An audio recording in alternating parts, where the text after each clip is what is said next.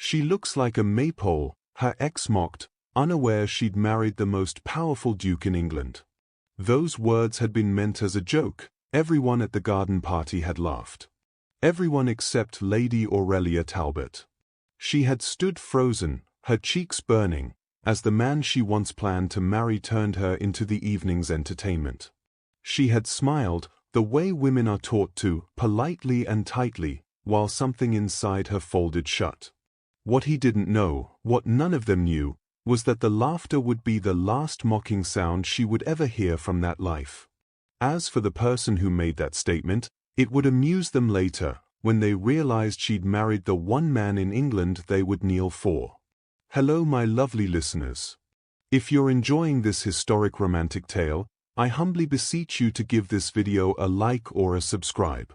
It helps me bring you more stories of love, longing, and history.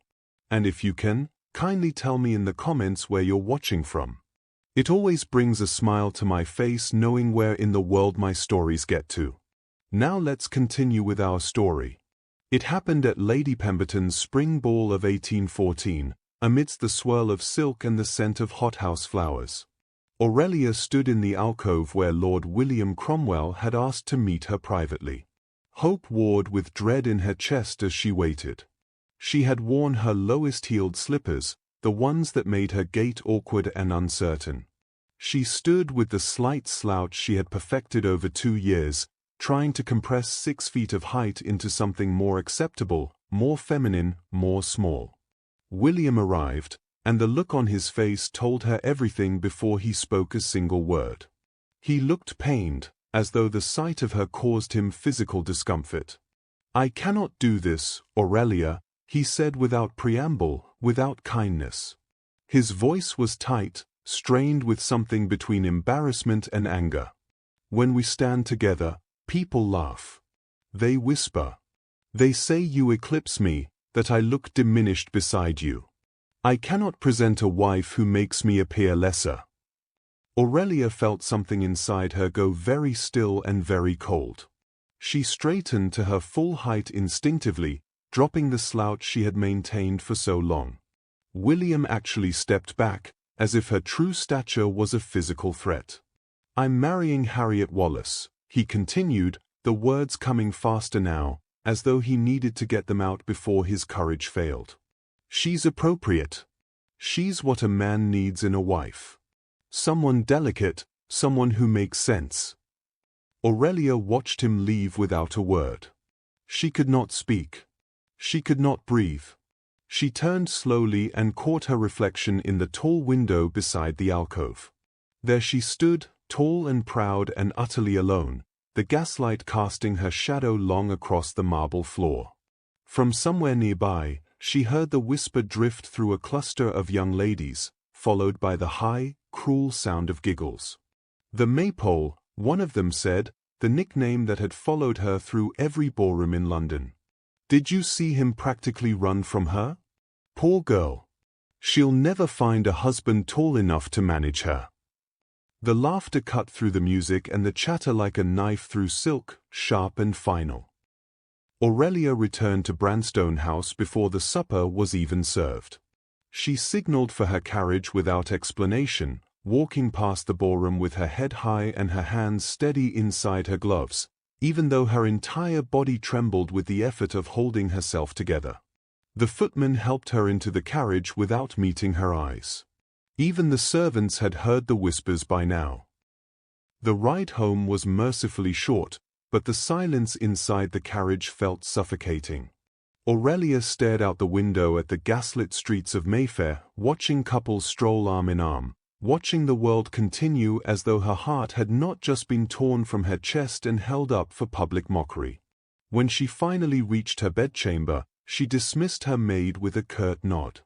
The girl looked relieved to escape, probably afraid of witnessing tears or hysterics. But Aurelia had no tears left. The humiliation had burned them all away, leaving only a cold, hard clarity in their place. She stood before the tall mirror in her dressing room, forcing herself to look. Not with the hopeful eyes of a girl seeking approval, but with the honest gaze of a woman facing an uncomfortable truth. The reflection staring back was not the fashion of the day. The year 1814 worshipped the delicate, the small, the waif-like creatures who could be swept up and protected. Women were expected to be decorative and slight, like porcelain dolls that might shatter if handled too roughly. Aurelia was not porcelain. She was marble, solid and enduring, and completely wrong for the current taste. She catalogued her features with brutal honesty. Strong shoulders that could not be hidden beneath any amount of lace or ruffles. Long limbs that made her tower over the dance floor.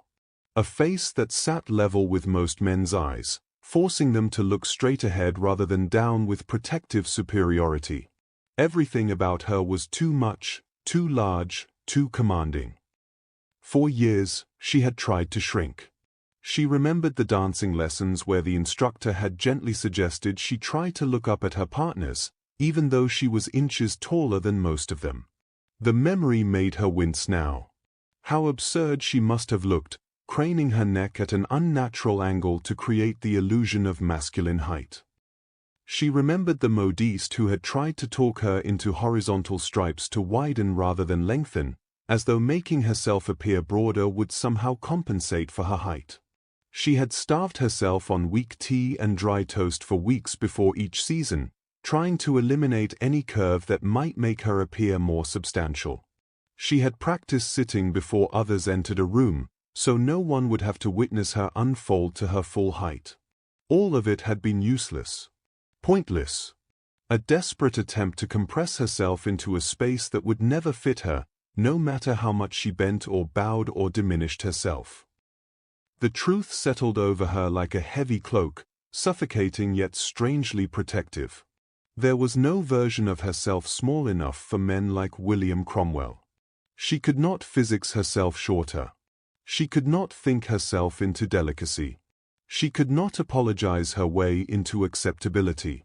She had two choices before her, clear as glass and sharp as a knife. She could spend the rest of her life apologizing for her existence, shrinking and slouching and starving until she faded into a bitter, resentful shadow of herself. Or she could stop apologizing entirely. Aurelia reached up and pulled the pins from her hair, letting the dark waves fall around her shoulders like a banner. She straightened to her full height, shoulders back, chin raised. In the candlelight, she looked like a warrior, not a wallflower. "Let them call me a spinster," she whispered to the empty room, and the words felt like an oath. "Let them whisper and point and laugh. I will not carve away pieces of myself to fit their narrow mold. I will not shrink to make small men feel large." The decision settled into her bones, solid and unshakable. If the price of a husband was to diminish everything she was until she fit society's expectations, then the price was too high. She would rather be Lady Aurelia Talbot, the eccentric spinster who took up too much space, than the miserable wife of a man who looked at her with contempt. She blew out the candles one by one, plunging the room into darkness. Tomorrow, London society would whisper about her abandonment. They would say William had shown good sense in choosing appropriate Harriet Wallace. They would pity her father for having such an unmarriageable daughter. Let them whisper.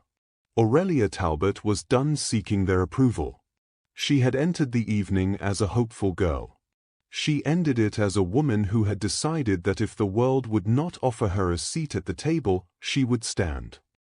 The arrival of Benjamin Harrington, Duke of Ashford, at Branstone House was not announced with the usual flutter of excitement that accompanied eligible bachelors. Instead, his name was spoken by the butler in hushed, almost reverent tones, as though he were announcing the arrival of royalty rather than a peer. Aurelia was in the library when her father summoned her. 3 days had passed since the ball, 3 days of self-imposed isolation where she had buried herself in books and convinced herself that spinsterhood would be a peaceful, dignified existence. She had not expected visitors. She certainly had not expected this. The Duke of Ashford was a legend in London, though not the romantic kind that young ladies whispered about over tea. He was a political force, a man who controlled parliamentary votes through strategic brilliance and careful cultivation of alliances. It was said he had never lost a debate or a negotiation. It was also said he had little patience for society's games and even less interest in the marriage market. When Aurelia entered her father's study, the air felt different, charged with an energy that made the familiar space seem suddenly small. Her father, the Earl of Branstone, sat behind his desk looking unusually pale and uncertain. Standing by the window, silhouetted against the grey London afternoon, was the Duke. He turned as she entered, and Aurelia felt her breath catch. He was vast. That was the only word that came to mind. Broad-shouldered and imposing, he stood perhaps 6 feet and 3 inches tall, dressed entirely in black that made his dark eyes burn with an intensity that was almost uncomfortable to meet. His face was all sharp angles and strong lines, handsome in a severe, uncompromising way that had nothing to do with softness or charm. He did not bow with the elaborate courtesy of a suitor. He simply nodded, a gesture of acknowledgement between equals, and his gaze did not waver from hers. Most men looked away when confronted with her direct stare. The Duke looked back, assessing, measuring, calculating. "Lady Aurelia," he said, and his voice was a deep rumble that seemed to vibrate in the floorboards. "Your father has been kind enough to grant me this audience. I shall not waste your time with pleasantries." Aurelia sank into a curtsy that was respectful but not servile, and when she rose, she met his gaze directly. Her father shifted uncomfortably behind his desk, clearly uncertain of what was happening in his own study. "I am in need of a wife," the Duke continued, pacing away from the window with restless energy. "But not the decorative sort that society typically provides. I have no patience for vapid conversation or for women who faint at the mention of politics. I require a partner, someone with intelligence, presence, and the spine to navigate court politics without my constant supervision." He stopped in front of her, and for the first time in her life, Aurelia had to look slightly upward to meet a man's eyes. The novelty of it was startling. "I have investigated you, Lady Aurelia," he said bluntly. "You manage your father's correspondence when he is indisposed. You read political treatises and history. You corrected Lord Melbourne's speech on the Corn Laws at a dinner party last year, though you were careful to make it seem like a question rather than a correction. You possess a mind that is being wasted on embroidery and gossip."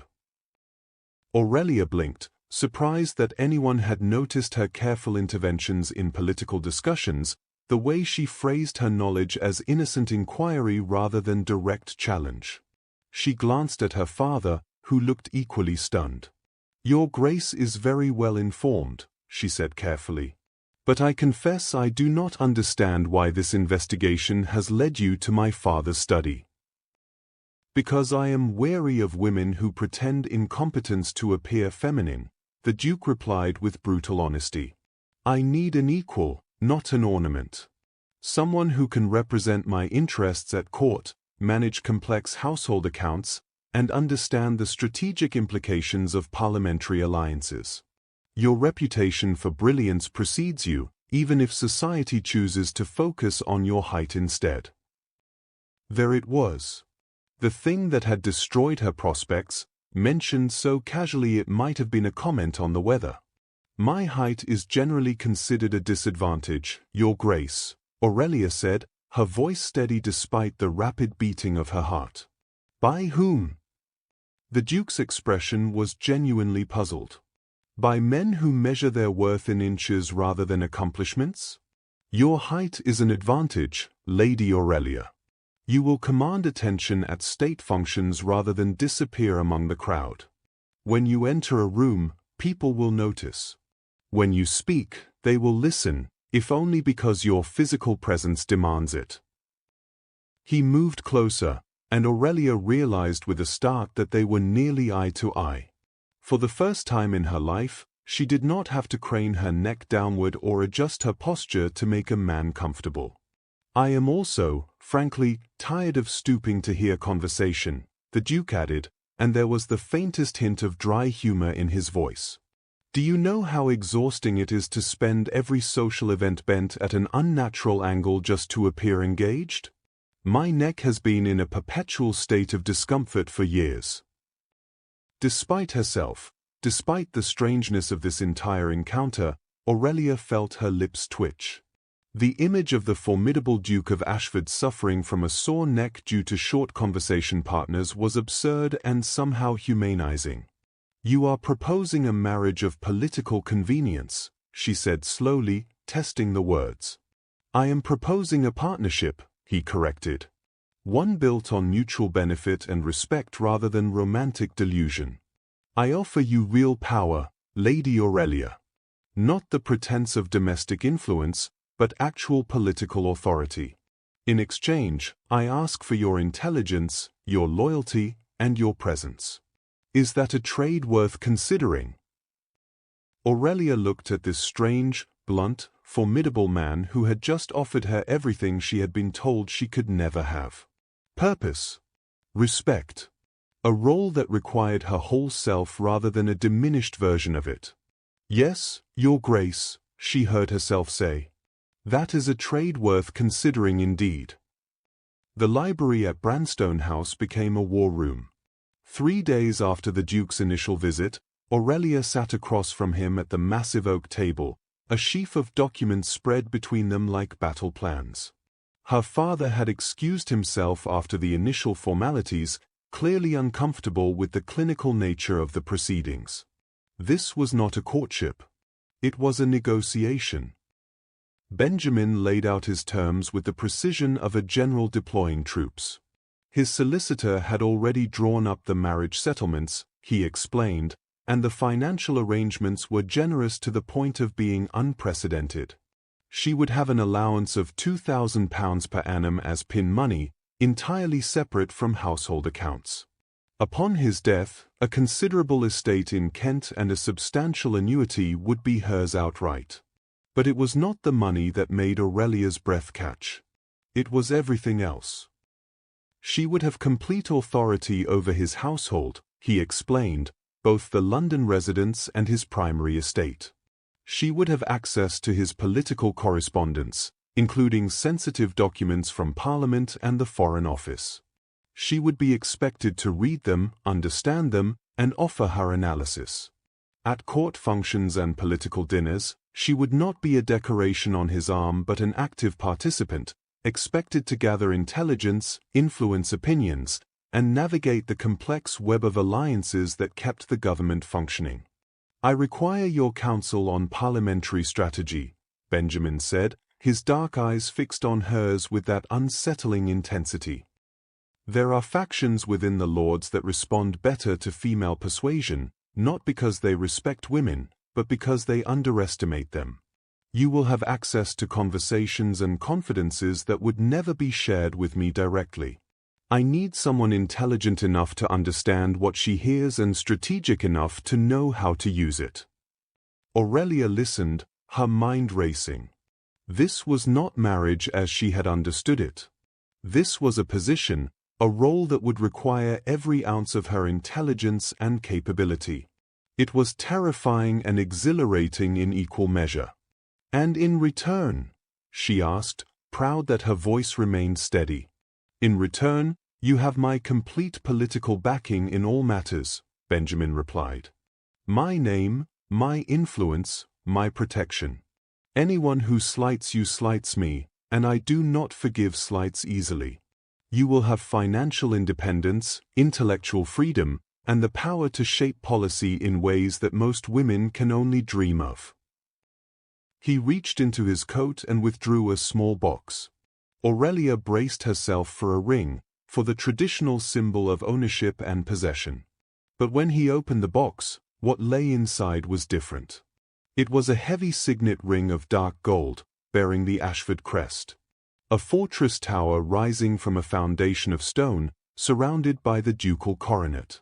It was substantial and utilitarian, designed for sealing documents rather than attracting admiration. It was a tool, not an ornament. I am offering you power, Lady Aurelia, Benjamin said, holding the ring up to the firelight. Real power. Not the pretense of domestic influence where you manage servants and plan menus. Actual political authority where your decisions matter and your voice carries weight. I am offering you partnership, not romance.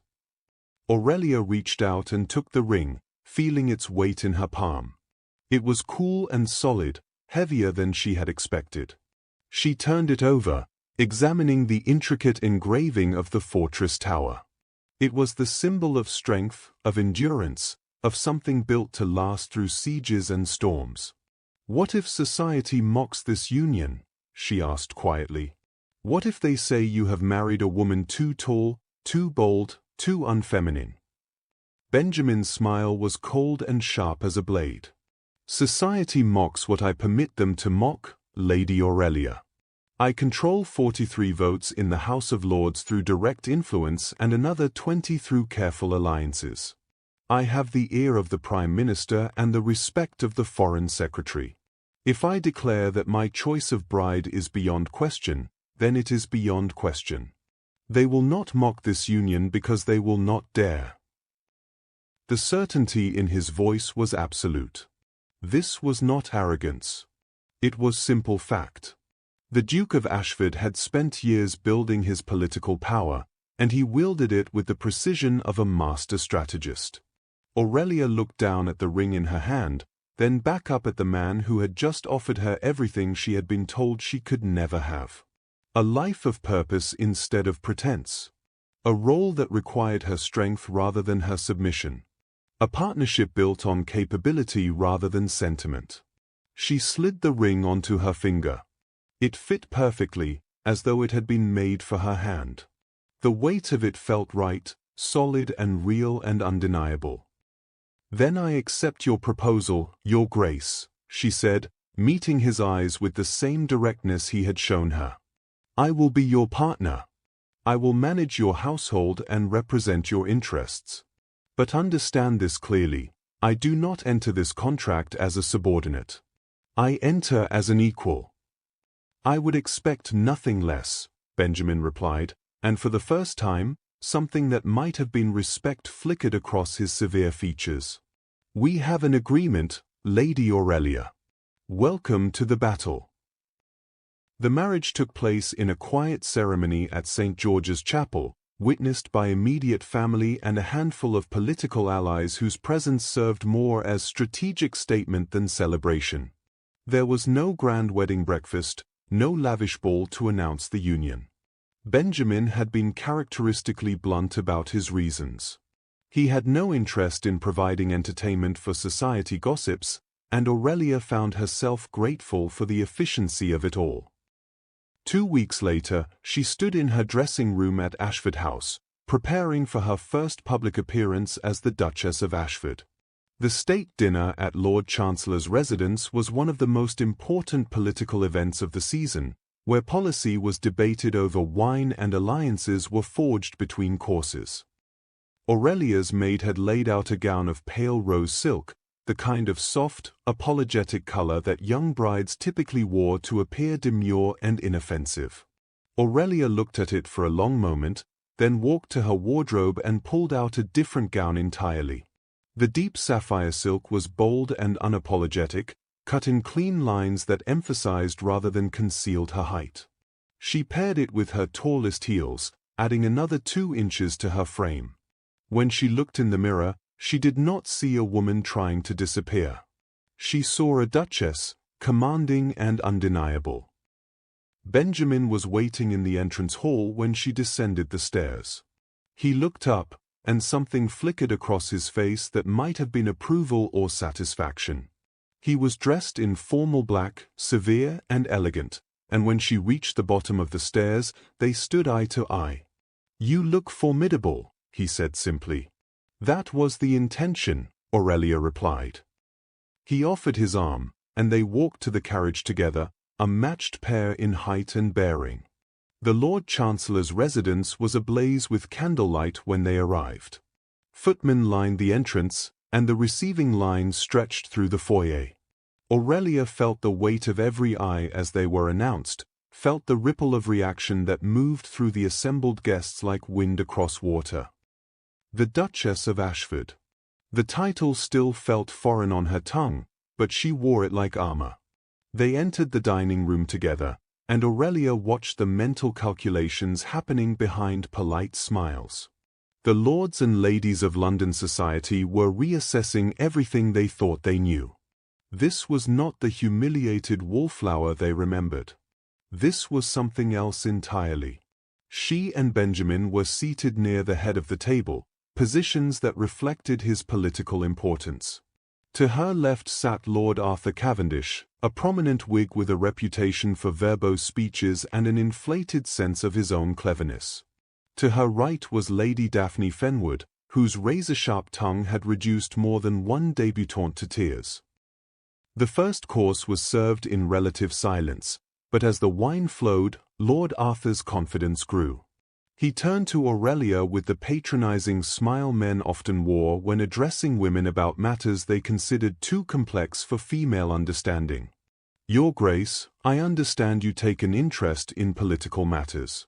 How refreshing. My own wife finds such topics terribly dull. Tell me, what do you make of the current parliamentary session?"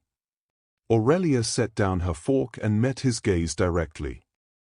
"I find the proposed reform of the Corn Laws to be economically necessary but politically difficult, Lord Arthur. The agricultural interests will resist any change that threatens their profits, even if it means continued hardship for the working poor." Arthur blinked, clearly surprised she had answered with substance rather than vapid pleasantry. He recovered quickly, his smile becoming more condescending. "Ah, but you see, the matter is far more complex than simple economics. There are questions of precedent, of procedure. The standing committees must review any proposed legislation before it reaches the floor, and the process can take months, even years." "I am aware of the committee structure, Lord Arthur," Aurelia replied calmly. "But if you examine the procedural history, you will find that urgent economic legislation can bypass standard committee review through a special motion. It was done in 1807 during the trade embargo crisis and again in 1811 when the currency was threatened. The precedent exists. What is lacking is the political will to use it." The color rose in Arthur's face. He opened his mouth, closed it, then opened it again like a fish gasping for air. Around them, conversations had quieted as other guests tuned in to the exchange. "I believe you are mistaken about the 1811 proceedings," Arthur said, his voice tight. "The vote required a two-thirds majority, which is significantly different from a simple procedural bypass. The vote you are thinking of was in 1812, Lord Arthur, and it concerned military appropriations, not currency stabilization," Aurelia corrected gently. "The 1811 measure I referenced passed with a simple majority after the procedural motion was approved by the Chancellor. I can provide you with the specific voting record if you would find that helpful." Benjamin, seated across from her, had gone very still. She could feel his attention on her like a physical weight, though his face remained carefully neutral. But there was something in his eyes that looked very much like satisfaction. Lord Arthur stammered something that might have been an apology or an excuse, then turned his attention to his plate with sudden fascination. The message had been delivered and received. The new Duchess of Ashford was not a decoration to be patronized. But Lady Daphne Fenwood was not as easily silenced. As the main course was served, her voice carried clearly down the table, pitched just loud enough to be heard by those nearby but with the pretense of private conversation. "How extraordinary," she said to her companion, a viscountess with a taste for gossip. "The tall Talbot girl playing at politics. I suppose marriage to a duke gives one certain presumptions." The table fell silent. Forks paused halfway to mouths. Eyes darted between Lady Daphne and the head of the table, where Benjamin sat with a stillness that suggested a predator about to strike. His voice, when he spoke, was not loud. It did not need to be. It carried the weight of absolute authority, cutting through the silence like a blade through silk. The Duchess of Ashford does not play at anything, Lady Daphne. She excels. I suggest you remember that distinction. The rebuke was delivered with such cold precision that Lady Daphne actually flinched. Her face went white, then red, then white again. Around the table, guests suddenly found their plates fascinating. No one dared look at Benjamin or at the woman he had just publicly defended. Aurelia felt something unfamiliar bloom in her chest. It was warm and solid and utterly unexpected. Validation. Not the desperate need for approval she had chased for years, but the genuine recognition of her worth by someone whose opinion actually mattered. She met Benjamin's eyes across the table, and he gave her the slightest nod. A soldier's acknowledgement. A partner's approval. The Duchess of Ashford had arrived, and London society would have to adjust accordingly. The invitation came 3 weeks into their marriage, delivered not by a servant but by Benjamin himself. He appeared in the doorway of the morning room where Aurelia was reviewing household accounts, his expression thoughtful. "I could use your perspective on something," he said simply. "If you have time." Aurelia set down her pen and followed him through the winding corridors of Ashford House to a part of the residence she had not yet explored. The study was tucked away in the east wing, a large room with tall windows that overlooked the gardens. But it was not the view that caught her attention. Every wall was covered in maps. Not the decorative sort that gentlemen hung for show, but working maps marked with notes and pins, parliamentary districts color-coded by political affiliation, trade routes traced in red ink. The massive desk was buried under correspondence, voting records, and what appeared to be draft legislation covered in amendments and corrections.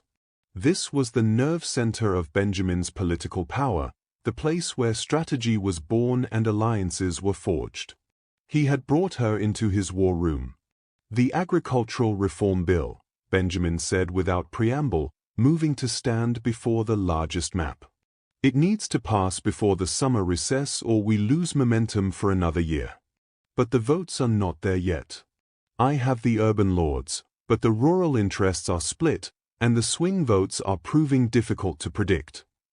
He explained the situation with military precision, pointing out which lords were firmly in his camp, which were opposed, and which remained frustratingly uncommitted. Aurelia listened, watching him move pieces across an invisible chessboard, calculating odds and probabilities. He expected her to observe, perhaps to ask clarifying questions. Instead, she stepped forward and leaned over the map, her eyes scanning the marked districts with intense focus. "Lord Marvis Branstone controls 3 votes here," she said, pointing to a cluster of rural districts. But his wife, Lady Harriet, was raised in Manchester. She has strong opinions about urban poverty and has been quietly funding charity schools in the factory districts. If you can frame the reform as benefiting working families rather than threatening agricultural profits, she will pressure him to support it. Benjamin turned to look at her, his expression shifting from surprise to something more intense. Aurelia continued, her finger moving across the map. "Lord Charles Fenwood here is opposed on principle, but his estate is deeply in debt. He needs access to the urban banking interests that you control. Economic pressure will bring him around, though he will need a face-saving excuse to change his position. Perhaps a minor amendment that allows him to claim he negotiated a compromise." She traced another pattern, seeing connections that had been invisible moments before. Lord Blake Cavendish responds to appeals to honor and legacy. His grandfather was a reformer. Frame this as continuing his family's tradition of progressive leadership, and he will vote yes to protect his family name. Her mind worked like a tactical engine, analyzing not just the political positions but the personal motivations, the family pressures, the social dynamics that shaped how men voted. She saw the wives who influenced their husbands in private, the debts that created leverage, the ambitions that could be exploited. When she finally looked up, Benjamin was staring at her with something approaching wonder. The severe lines of his face had softened, and his dark eyes held an intensity that made her breath catch. "You are extraordinary," he said quietly, and there was no flattery in his voice, only honest recognition. Aurelia met his gaze, perfectly level with hers, and felt something shift in her chest. All her life, she had hidden her intelligence, apologized for her insights, made herself smaller to avoid threatening male pride. Here was a man who looked at her strategic brilliance and saw not a threat but an asset. "You are the first person who has ever noticed," she replied, her voice barely above a whisper. The space between them seemed to contract, the air growing heavy with something that was not quite attraction but deeper than respect. This was recognition, the profound intimacy of being truly seen by another person. Not judged, not diminished, not tolerated, but valued for exactly what she was. Benjamin reached out and took her hand, his thumb brushing across her knuckles where the signet ring gleamed in the afternoon light. "Then everyone else has been blind," he said simply. "Come. Show me how we win this vote." They worked until the sun set, their heads bent together over maps and correspondence, building strategy with the practiced ease of partners who understood each other's minds. And somewhere in those hours, the marriage of political convenience began its quiet transformation into something far more valuable and infinitely more dangerous to both their carefully guarded hearts. If you're enjoying this tale, join me by subscribing. It would be a small act of rebellion against the world's growing cynicism towards some old-fashioned love and romance. Let's keep these stories of love alive together. Back to our story. The clock in the entrance hall had just struck 2 in the morning when Aurelia made her way down the darkened corridor toward the library. She had woken from restless sleep, troubled by dreams she could not quite remember, and found Benjamin's side of the bed cold and empty. It was not the first time.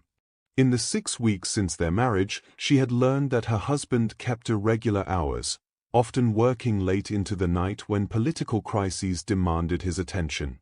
But when she pushed open the library door, she found him doing nothing at all. He sat in one of the leather chairs near the cold fireplace, still dressed in his evening clothes from the parliamentary session, his cravat loosened and his coat discarded over the chair back. He was not reading, not working, not even staring at the fire. He was simply sitting in the darkness, looking at nothing, his face drawn with an exhaustion that went deeper than lack of sleep.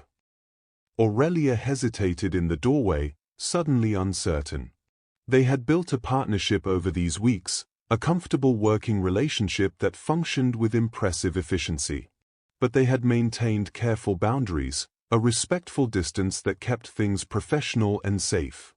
This felt like crossing a line into territory they had not yet mapped. But something in his posture, in the slump of those broad shoulders, made her step into the room and close the door softly behind her.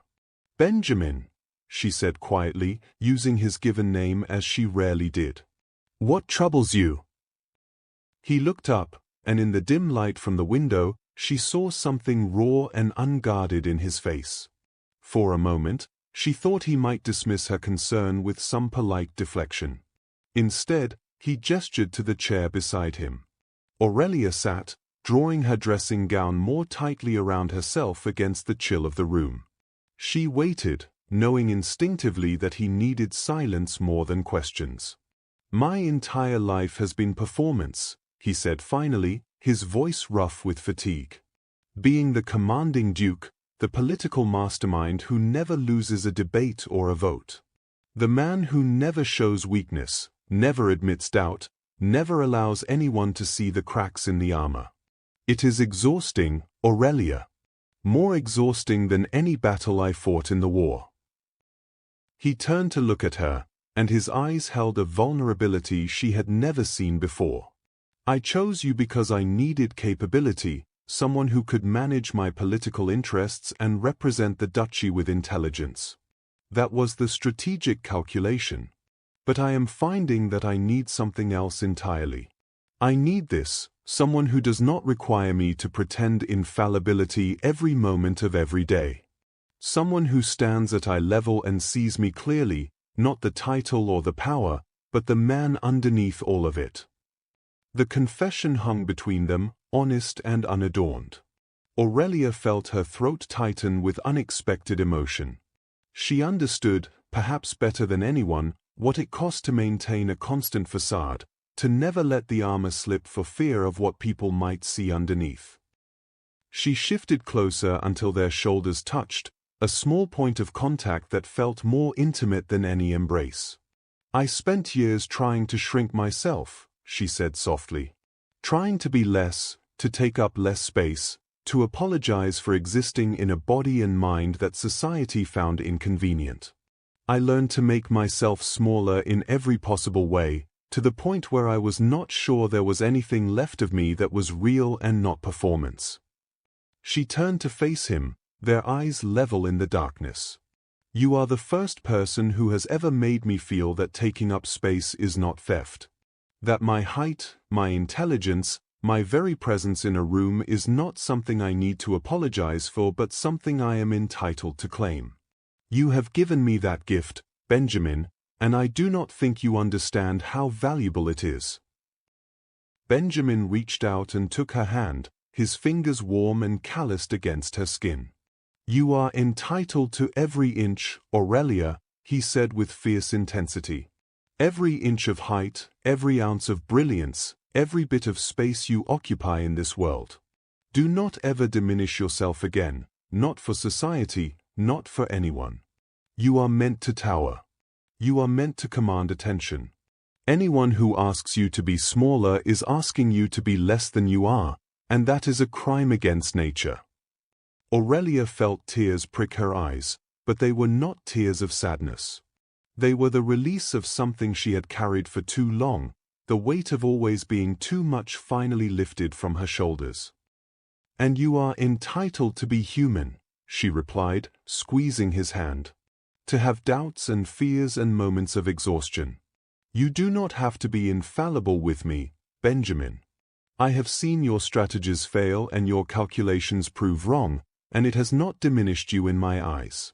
If anything, it has made you more real, more worthy of respect. They sat in the darkness together, shoulders touching, hands clasped, and something fundamental shifted between them. This was not a declaration of love in the romantic sense. It was something better, something more enduring. It was absolute acceptance, the recognition that they could be wholly themselves with each other without fear of judgment or rejection. Outside, London slept on, unaware that in a darkened library in Mayfair, two people who had married for strategy were discovering something far more valuable than political alliance. They were finding the profound peace of being truly known and choosing to stay anyway. Autumn arrived in London with a crispness that promised change. The parliamentary session had resumed after the summer recess, and with it came the inevitable round of receptions, dinners, and political gatherings where the real work of government happened over wine and carefully orchestrated conversations. The reception at Somerset House was one of the most important events of the season, hosted by the Lord Chancellor himself. It was where ministers mixed with peers, where foreign ambassadors cultivated alliances, and where political careers could be made or destroyed over a single misstep. Aurelia stood before her mirror in the dressing room at Ashford House, examining her reflection with a critical eye. The gown was deep emerald velvet, rich and unapologetic, cut to emphasize rather than conceal her height. At her throat rested the Ashford diamonds, a heavy necklace that had belonged to Benjamin's grandmother, each stone catching the lamplight like captured fire. She wore her tallest heels without hesitation, and her posture was ramrod straight, every magnificent inch on display. She looked like a duchess. She looked like power. Benjamin appeared in the doorway, already dressed in formal black, and their eyes met in the mirror. He crossed the room and stood behind her, adjusting the clasp of the necklace with careful fingers. "They will stare," he said simply. "Let them," Aurelia replied. The carriage ride to Somerset House was brief, and when they arrived, the building blazed with candlelight. Footmen lined the grand staircase, and the sound of conversation and music drifted from the reception rooms above. When they were announced at the entrance to the main gallery, Aurelia felt the familiar weight of attention shift toward them. But this time, the whispers that rippled through the crowd were different. They were not mocking. They were wary, cautious, the sound of people reassessing what they thought they knew. The Duke and Duchess of Ashford had become a force in London over the past months. Benjamin's political influence had always been formidable, but now it was paired with Aurelia's strategic intelligence and her growing reputation for seeing patterns others missed. Together, they were becoming something society had not anticipated, a genuine partnership of equals. They moved through the crowd, greeting ministers and peers, engaging in the careful dance of political conversation where every word carried multiple meanings. Aurelia felt the shift in how people addressed her. They no longer spoke to her with the condescending patience reserved for decorative wives. They spoke to her with respect, sometimes even with caution. But old prejudices die slowly, and old wounds remain tender. Across the gallery, she caught sight of a familiar figure. Lord William Cromwell stood near one of the tall windows, a glass of champagne in his hand. Beside him, clinging to his arm with the desperate grip of a woman unsure of her position, was his wife Harriet. She was as petite and delicate as Aurelia remembered, dressed in pale pink that made her look even more fragile and childlike. William's eyes met Aurelia's across the crowded room, and something flickered in his expression. It was not the cruel mockery of their last encounter. It was something more complex, a mixture of regret and resentment, the look of a man who had made a choice and was beginning to understand its cost. Aurelia turned away, refusing to give him the satisfaction of her attention. She had built a life far beyond anything he could have offered her, and his opinion no longer held any weight. The evening progressed smoothly. Benjamin was drawn into conversation with the Foreign Secretary about tensions on the continent, a discussion that required his immediate attention. He glanced at Aurelia, a silent question in his eyes. She nodded, indicating she would be fine on her own. He squeezed her hand briefly, then moved away toward the cluster of ministers gathered near the fireplace. Aurelia found herself standing near a display of classical sculptures, admiring the craftsmanship while keeping her ears attuned to the conversations flowing around her. This was part of her role, to listen and observe, to gather the intelligence that Benjamin needed to navigate the complex web of parliamentary politics. She was so focused on a nearby discussion about trade agreements that she did not notice William's approach until he was standing directly beside her. Harriet remained a few steps behind, her eyes darting nervously between her husband and the woman who had preceded her. "Lady Aurelia," William said, then caught himself with an exaggerated wince. "Forgive me, Your Grace the Duchess. How towering you look this evening." The insult was delivered with false congeniality, but Aurelia heard the venom beneath it. She turned slowly, regarding him with the cool disdain one might show an insect that had crawled onto the dinner table. "Lord William," she replied, her voice calm and measured. "How unexpected to see you at an event of such political importance. I was not aware that your interests extended beyond the trivial." William's smile faltered, but he recovered quickly, emboldened by champagne and the audience of nearby guests who had begun to pay attention. "I trust the Duke had to reinforce the floors at Ashford House to accommodate your grand presence," he said, his voice rising just enough to carry. "One would hate for the foundations to give way under such weight." Scattered, nervous laughter rippled through the surrounding guests. Aurelia felt the old shame try to claw its way up her throat, but she pushed it down. She was not the desperate girl he had abandoned. She was the Duchess of Ashford, and she would not be diminished by a small man's petty cruelty. Aurelia regarded William with the cool disdain one might show a persistent but ultimately harmless nuisance. The foundations at Ashford House were built to support actual power, Lord Cromwell. They are quite secure, I assure you. The response was delivered with such calm precision that William's smile wavered. But he had come this far, and pride would not let him retreat. His face flushed an unbecoming red, and he pressed forward with the desperation of a man trying to reclaim something he had lost. I merely wonder how the Duke manages, being overshadowed in his own home, William continued, his voice growing louder, more reckless. A man prefers to be the tallest in his household, does he not? It is a matter of natural order, of proper hierarchy. Surely even His Grace must find it awkward to be constantly looking up at his own wife. More laughter followed, emboldened now. The crowd sensed blood in the water, and the old instinct for cruelty that lurked beneath society's polished surface began to show itself. Several gentlemen nodded in agreement, while their wives hid smiles behind fans. Even Harriet looked uncomfortable, tugging at William's sleeve as if trying to pull him away from the edge of a cliff he could not see. Aurelia drew breath to respond, her mind already forming the cutting reply that would put William in his place. But before she could speak, a voice cut through the gallery like a blade through silk. A man prefers many things, Cromwell. The room fell absolutely silent. Conversations died mid-sentence. Fans stopped fluttering. Even the musicians in the corner seemed to sense the shift in atmosphere and let their instruments fall quiet. Benjamin moved through the crowd with the inexorable force of a storm front, guests parting before him like water before the prow of a ship. He was not rushing, not showing any sign of anger or agitation. His movement was controlled, deliberate, terrifying in its calm certainty. He crossed to stand beside Aurelia, and their matched heights created a wall of united authority that made William take an involuntary step backward.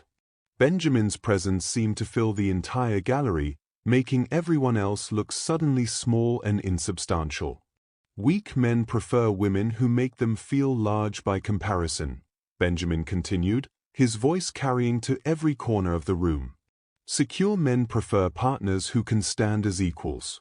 The difference between these two types of men is the difference between a child playing with dolls and an adult building something that lasts.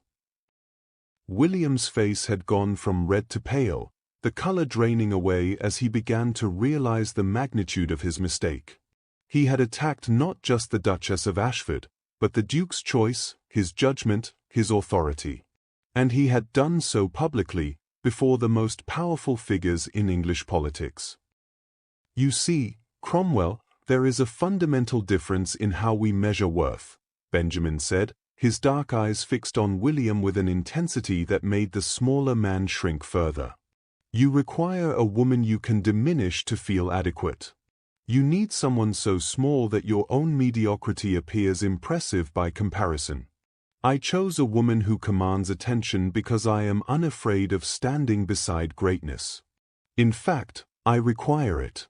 I have no use for a partner who makes me comfortable in my weaknesses. I need someone who challenges me to be better, stronger, more capable. He turned then, addressing not just William but the entire assembly, his voice carrying the weight of ducal authority that had been built over generations of power and influence. My wife is a political strategist who has negotiated treaties that will outlast everyone in this room, Benjamin declared. She commands respect from foreign ministers and inspires fear in my parliamentary opponents, not through manipulation or charm, but through the sheer force of her intelligence. She takes up exactly the space she is entitled to, which is considerable space, because she is a considerable woman. If her presence makes small men uncomfortable, perhaps those men should concern themselves with growing rather than demanding she shrink to accommodate their fragile egos. The silence in the gallery was absolute. No one moved. The most powerful figures in England stood frozen, bearing witness to what was essentially a public execution conducted with words rather than weapons. Benjamin looked back at William with withering contempt, and when he spoke again, His voice was softer but somehow more devastating for its quiet certainty. "You had the opportunity to win her favor, Cromwell. You courted her in shadows and corridors, praised her mind while being ashamed to be seen with her. You chose a decoration instead of a partner, a doll instead of a woman. And now you will spend your life stooping to hear insipid conversation about fashion and gossip, straining your neck and your patience, while I spend mine looking into the eyes of my equal and discussing matters that actually shape the world." He paused, letting the words sink in, letting William feel the full weight of what he had thrown away. "I know which I prefer," Benjamin concluded simply. Then, with a gesture that felt more intimate than any embrace, he took Aurelia's hand and raised it to his lips. He did not look at her as he did so. He maintained eye contact with the assembly, with William, with every person who had ever whispered cruel things about the woman who stood beside him. "The Duchess of Ashford," he announced, his voice ringing with pride.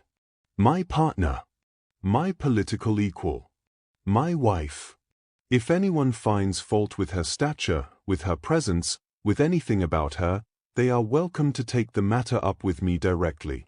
I assure you, I am quite prepared to defend her honor by any means necessary." The silence stretched for what felt like an eternity. William stood frozen, his face a mask of humiliation and shock. He had been socially annihilated, not through violence or crude insult, but through the simple, devastating truth of his own inadequacy laid bare before his peers. Then, from somewhere in the back of the gallery, a single pair of hands began to clap. The sound was slow, deliberate, and soon it was joined by another and another. The applause spread through the room like wildfire, not the polite acknowledgement of social niceties, but genuine appreciation for what they had just witnessed. Benjamin offered Aurelia his arm, and she took it, her hand steady despite the emotions churning in her chest. Together they walked toward the exit, the crowd parting before them with a respect that bordered on reverence. As they passed a cluster of older ladies near the door, Aurelia heard one duchess whisper to her companion, her voice carrying just loud enough to be heard. "Well, that is what real power looks like." Behind them, William Cromwell stood alone in the center of the gallery, abandoned even by his wife, who had quietly slipped away to avoid being associated with his disgrace. He had come to wound and had instead been destroyed, not by anger or violence, but by the simple demonstration that he had thrown away something priceless because he lacked the courage to claim it. The Duke and Duchess of Ashford stepped into the cool night air, leaving the whispers and stares behind them. Aurelia looked up at the man beside her, this formidable, complicated person who had just defended her with a ferocity that made her heart ache. "Thank you," she said quietly. Benjamin squeezed her hand. "Never thank me for stating the truth, Aurelia. That was not chivalry. That was simply fact. Now, shall we go home? I believe we have earned an evening of peace." They climbed into their carriage, and as it pulled away from Somerset House, Aurelia realized that somewhere along the way, their partnership of convenience had transformed into something far more valuable. They had built not just an alliance, but a fortress. And within its walls, she was finally, completely safe. 3 years had passed since that night at Somerset House, 3 years that had transformed a strategic alliance into something far more precious and enduring. Aurelia stood in the portrait gallery at Ashford House, examining the newly commissioned painting that hung in a place of honor between portraits of Benjamin's ancestors. The artist had captured them standing side by side, matched in height, their expressions reflecting equal measures of intelligence and satisfaction. She was visibly pregnant in the portrait, one hand resting on her rounded belly, and she stood tall with no apologetic slouching, no attempt to diminish herself. Benjamin's hand rested on her shoulder, a gesture of partnership rather than possession. It was an honest portrait, and that made it beautiful. The sound of small footsteps echoed down the marble corridor, rapid and uneven, followed by deeper, measured steps. Aurelia turned just as their daughter Emily came racing into the gallery, her dark curls flying behind her. At 5 years old, she was already tall for her age, all long limbs and boundless energy.